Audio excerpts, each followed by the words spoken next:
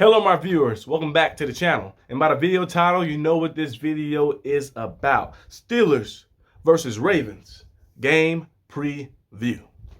As you guys seen probably, well, you probably know, if you're fans of the Steelers that's watching, or if you're just a fan of football in general just watching, you seen my Steelers get absolutely massacred last week. I went to the game too. I was there live in person. It was a cool experience too, seeing the game live in person versus the Texans. It was nice. I was on the Steelers sideline. I was close by. I bought a Steelers tunnel, seeing those guys come out. I was trying to get that one of those gloves that Darnell Washington threw the glove out like that, but I didn't get it. But it was very cool. It was very cool to see. But it was just bad that it was that type of game. I wish even if we lost, but at least we put up a fight and we kind of fell short by a field goal or something. I wouldn't be as mad, but I was like, damn, we got beat down. We got whooped. Whoop that trick. They beat us down. They beat us down badly.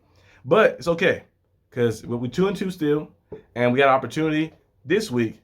If we can win, we can get right back at the top of the AFC North. I know there's a lot of controversy, a lot of questions, a lot of things going on by Matt Canada, what Coach Tomlin going to do. Coach Tomlin on the hot seat, and all these different things. People want to fire everybody in the organization. They want to go out there. They mentioned it. So fire everybody. Fire Coach Tomlin. Fire Canada. Fire Terrell Austin. Danny Smith and his gum. Fire everybody. But hopefully that's not the case, because I don't think that will change anything. They kind of make you worse than what you are. But they got to find a way just to muster some things out. It'll be better if the Steelers just stay consistent, because we've seen games where they play good to win, and we see games where they play horrible. Steelers are the only team to not put up 400-plus yards in the past 3 seasons, and at least every team has done it 4 times. And it's crazy because the Steelers have a winning record still. So even with the bad offense, the Steelers they made the playoffs that one year when Big Ben was here. They made the playoffs last year too, and then this year they right now tied at 500. So it's kind of crazy. Like, the offense been absolutely terrible, but for the past 2-3 years, and you still have a winning record, which is weird. You still have a winning record, which is weird. The Steelers find a way to muster out wins and stuff through toughness. But that can only get you so far. Even in the days when we had the Killer Bees, we might have win a Super Bowl, but we got the AFC Championship game. We got some good playoff runs and put some points and have some good seasons, great seasons. So it was more exciting too. I mentioned before, if we can get that Killer Bee team with this defense we have now, man, that would be something spectacular. But right now, we got a team that's a little shaky. The only part of the defense that's shaky, in my opinion, is the cornerbacks, and that's been the question for quite some time. I feel like if JPJ gets more reps and get more opportunities and get more snaps out there and play and be a full-time starter, I feel like he can change a lot of things up, because he can man-to-man against some of the best, because that's his specialty. We didn't draft him basically in the first round because the 32nd pick. It was in the first pick of the second round, but it was 32nd pick entire draft. So basically drafted in the first round. We didn't draft a guy in the first round to let him sit on the bench. And same for Broderick Jones. Broderick Jones came in against the Texans, and that was one of the bright spots too. And I know Najee Harris played well, but Broderick Jones looked well too. And you see how he was able to start running the football a little bit. I know we got over 100-plus rushing yards against the Texans, which is surprising. That's kind of one of the bright spots. But Broderick Jones looked nice. So maybe you have to take a chance and just start the rookies, both the rookies, start them full time. And you can maybe sell the other guys in for different time for different situations and opportunities and stuff on the field. But I feel like you should start the young guys, because we didn't trade up for Broderick Jones to let him sit on the bench, and we did not draft JPJ to let him sit on the bench. We drafted him high up in that first round, basically, to let him sit on the bench and just be chilling. So come on, guys, come on. But the Steelers got to find a way to win this game and go into bye week at least 3-2, even with all the horrible things that's happened. The offense playing bad, to go into bye week 3-2. You're like, okay, it could have been worse. We could have been 0-5. Or we could have been 1-4 or 2-3, but we can find a way to be one game above 500 and enter the bye week. And at the top of the AFC North, I will take it. So hopefully the Steelers can find a way to do that, but it's against the Ravens, who are not some pushover team. I know the Steelers had the Ravens numbers the past 5 matches. I think the Steelers, they beat the Ravens the last matchup. The matchup before that, the Ravens beat us. And before that, the Steelers beat them. I think we swept them that year, and they swept them again. So I think the Steelers had a pretty good record against the Ravens over the past 5 to 6 matchups. So hopefully they can keep that going. But it's going to be a tough one this time, because the Ravens got some receivers. Zay Flowers is a guy who can get on the outside, who's is a speedster. And the way Levi Wallace guard people, Nico Collins cooked them, Amari Cooper cooked them, Devontae Adams cooked them. Who else cooked them? A lot of people cooked them. Brandon Ayuk cooked them. So the way he guard as well too, he can play man-to-man, but he doesn't put a hand on anybody. So how you go up and looking to play physical, play man-to-man defense, but you're not putting the hand or playing physical with the receiver, and you just kind of get beat every time and get shook out your boots. So hopefully hopefully we get to see JPJ get a lot more got a lot more reps and a lot more snaps, or to start the full entire time. That'd be my suggestion, really. But if not, the Ravens gonna have a field day. So if you have Zay Flowers or Rashad Bateman or any of these Nelson Aguilar or any other Ravens receiver, start them, because our cornerbacks on the outside, besides JPJ, cannot cover anything. They couldn't even cover the ocean. If it was in the ocean. That's how bad it is. They be getting cooked every single time. We see Patrick Peterson. I know he's a future Hall of Famer, but he's playing horrible too. He's not playing the best football either. I feel like he'd be better. Like, we see him play better inside, play better in the slot, play better in like inside leverage and stuff in zone defense. But they keep trying to find a way to man him up, and he getting beat and he getting torched too. So hopefully the Steelers put JPJ in there, Patrick Peterson, have him and Levi Wallace rotate in and out, and have Patrick Peterson play inside sometimes too. Levi Wallace is not like, he had moments, opportunities where he play like when he's limited. Like when you have him like in a limited situation, he had moments where he play well. But when you have him like in their entire game, eventually he's gonna get beat badly too. Like, he don't just get beat where like he's like a big yards, a big game like that. He get beat for touchdowns. He get beat for some big plays. So hopefully the Steelers can make an adjustment. But the Ravens got a great rushing attack too as well. And the Steelers have struggled to stop the run. The first game, they allowed the 68-yard run, which kind of inflated the numbers a little bit too, but McCaffrey still had a big-time game even without that. And in the second game, they allowed that big 64-yard run against Jerome Ford, which kind of inflated that stuff as well. Third game, they did a pretty good job against the run against Josh Jacobs. But then fourth game against the Texans was able to get some good rushing yards against them too. Damian Pierce just running through everybody. Because the Steelers, like, they like get, it was crazy because they'll get down there, they'll get in the backfield, and they'll be right there, and then like, they don't break down to make the tackle. They just get in the backfield, they go for an arm tackle. I'm like, you're a cornerback, you a safety. You a 210 pounds, 15 pounds. This 230-pound running back about to run you over. And every time they get down in the backfield, they try to do an arm tackle and just get slunged off like a rag doll. Rag doll, we living in the movie. And just run down straight through the downhill through the defense. They can't tackle. It just look bad. It just look very bad, really. The tackling has been a kind of bad thing for the past few years. Patrick Peterson got beat too. Remember, Nico Collins beat him, but if he made a tackle, he probably could have stopped that touchdown from happening like that. But he got beat, and they tried to make the tackle, and he just slipped off the tackle and ran down the field. And like the Steelers just can't make tackles. So hopefully they can find a way to just simple technique. Get down there, break down with the running back, and wrap up. And sometimes you gotta make the tackle yourself. You wrap up and hold them so your teammate can come in and clean them. Well, we can't do that anymore in the NFL too much. But coming in there and finish them like that, going there and just help you with the tackle, like assisted tackles. You ain't gotta make the tackle yourself. They try to go for these big hits. They try to drive in for a shoulder hit, and they get juked out the way, or they come in for an arm tackle. It's not gonna work. You gotta break down and wrap up around the waist and the legs and try to get somebody else to bring that guy down. Like, the Steelers just been bad tacklers the past 2-3 years. But hopefully that changes this week, but most likely it probably won't. Roquan Smith, very good player, and he had an interception last time we played him. He had a big time game against us too. So hopefully the Steelers can find a way to. He gonna play good. He gonna get a sack probably, and he might get a forced turnover. Knowing our team, we turn the ball over at least once every game. I think the Raiders game was the only game we didn't turn the ball over, but besides that, we turned the ball over a few times and stuff. So hopefully they can try to find a way to not go Roquan Smith's way and try to limit him, double team him when he blitzing in. He's a middle linebacker, but he does a lot on the field. He can blitz in, he can play coverage, and he can play man, zone. We see him do a lot of different things and be successful at those too. So Roquan Smith, they call him they had him like Agent Zero. They call him there's something else they call him too. It was a cool name, I forgot. But that man is very dangerous, very good player, a very amazing player. So hopefully the Steelers can find a way to try to neutralize it, but most times you can't never neutralize a good player. Just like when people say, can they neutralize LeBron James? No, you cannot neutralize LeBron James. He's going to have 27 points, but can you neutralize the other people around him? That's what you got to do.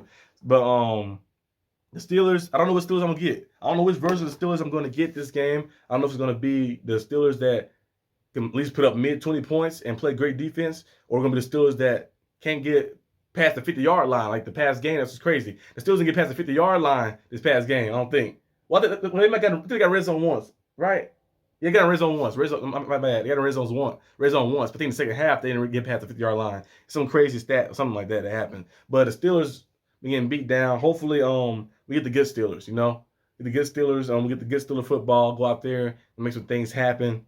and get this win versus the Ravens and get back top of the division. So it can be 3-2, have one game above 500, go in the bye week, and let's see what happens. I know a lot of people are thinking that Matt Canada's gonna get fired or something, and Coach Tomlin saying that he's not gonna make a big decision like that yet. And Coach Tomlin, I like Coach Tomlin, of course. I love Coach Tomlin. He's a very good coach, a very amazing coach too as well.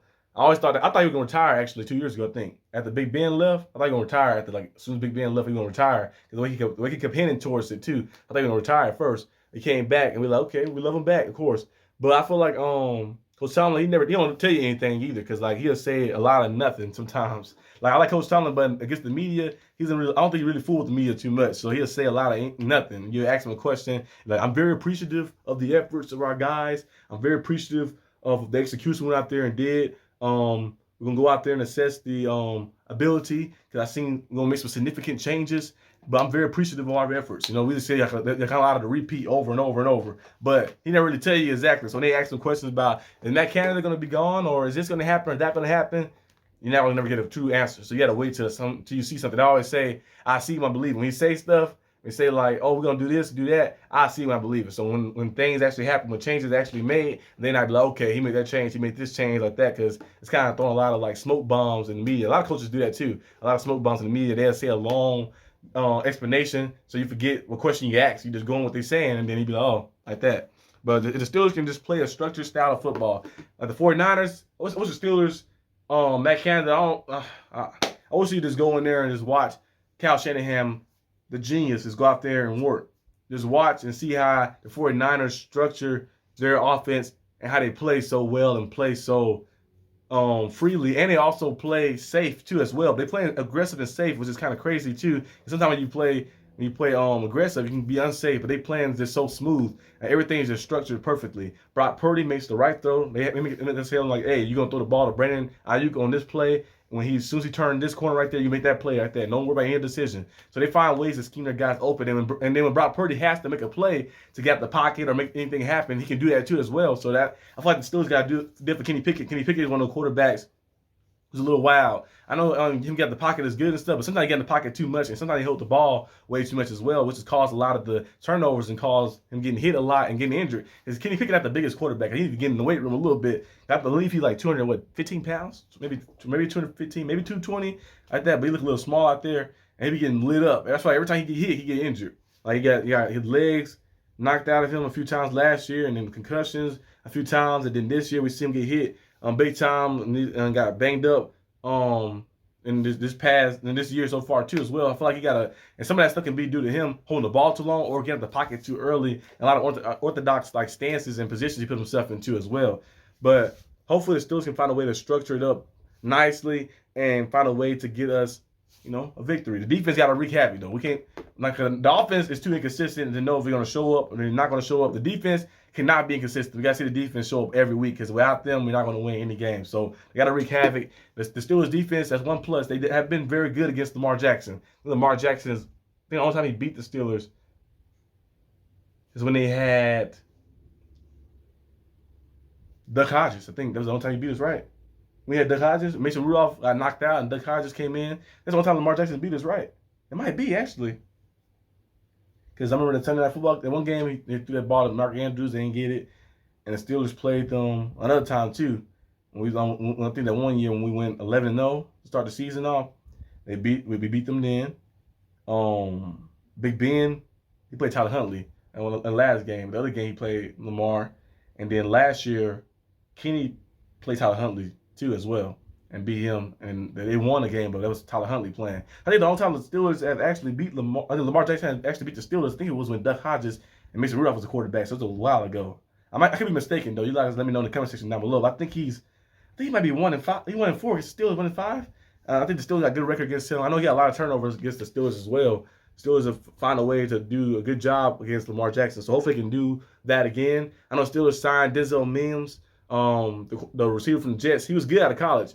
The Jets haven't been working out too well for him. Maybe the Steelers bring him up because Jesse Johnson is missing, and you can kind of see how it's affecting the offense too. We got George Pickens out there, and Calvin Austin, Al Robinson. Those are some good guys too. But Jesse Johnson, people always try to hate on him, but he's a very good route runner, and he always find a way to get open. So having him out there, having more weapons, the better. Especially when the offense is struggling. I take everybody. So hopefully the Steelers can find a way to get back into the win column again, and finish off before the bye week at 3-2. And he has some try to build upon something. I know Matt Canada. People think Matt Canada might get fired during the bye weeks, and the Steelers have 2 weeks to prepare, so they can get another OC in there and see what happens. But you never know what happens. Most likely, in my opinion, I don't think it's going to happen because if they were going to do that, they probably did it last year too as well. But my score prediction for this game, since can Mr. Trubisky play, I don't think we're going to win. And if Kenny Pickett play, I think we have a slight better chance to win. But it's kind of like saying, if I jump in, it's kind of like, let me see, what's a good example? It's kind of like saying, if I jump in a bowl of acid, I have to jump in a bowl of lava, I have a better chance of living than jumping in a bowl of acid. So it's kind of like that type of thing. So Kenny Pickett would be slightly better, but you still probably, you might not even win that with him either, because he's banged up too. And he hadn't been playing the best football healthy. He's been playing kind of like middle of the pack. He have some good games, he has some bad games. So you have two bad ones, and you have 2 good ones. Well, I guess that Browns one, he made some big throws in that game to help us win the game too as well. So I guess you can count that's a good one too. So yeah, 2 bad ones, 2 good ones. So he's kind of middle of the pack. So it's kind of like, and plus he's injured, so it's gonna be like, is it even more of an increase? So we're gonna see what happens. But the Steelers, if I wasn't a Steeler fan, I would say the Steelers gonna lose this game. Yes, I would say the Ravens gonna win by like 30-16, 30-17. But I'm a Steeler fan, and I got faith in the team, got hope in the team. I'm not making a score prediction because I don't believe, because I can't say we're gonna go out there and beat the Ravens like that. I'm gonna wait to see what happens. Hopefully, I'm rooting for my team. Don't root for my team to win. Root for my team to win. Go out there and play their best football and win this football game. So hopefully we can do that. But I'm not gonna predict and say the score prediction is gonna be this, because I do not feel like we should be favored over the Ravens. So we're not gonna, and we might be 8-point underdogs, maybe 10-point underdogs too against the Ravens. So we're just gonna see how things play out, see how things playing out. But hopefully the Steelers can find a way to win it. But that's all I got for the video today, guys. Let me know in the comment section down below what you guys think. And I'll see you guys next time on the channel. Peace out.